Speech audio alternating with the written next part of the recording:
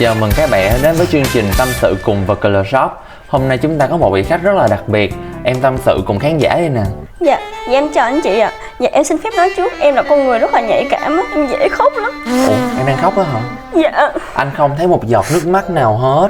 Dạ em sợ trôi nền của em anh, cái nền của em ba cũ lận. Trời. Dạ em xin kể sơ qua một số thành tựu nho nhỏ của bản thân. Em là seller có doanh thu cao nhất cửa hàng 3 năm liên tiếp, seller được nhiều người yêu thích nhất, và gần đây nhất là seller có doanh thu tốt nhất toàn hệ thống ạ.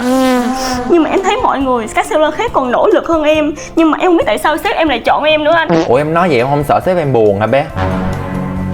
Dạ em cũng sợ là đoạn này khi phát lên là sếp em cũng hoài nghi về em luôn á anh. Ê, anh đang sợ em đang bị hiểu lầm là em không hiểu được giá trị bản thân em, hay là em đang bị big bigger á bé?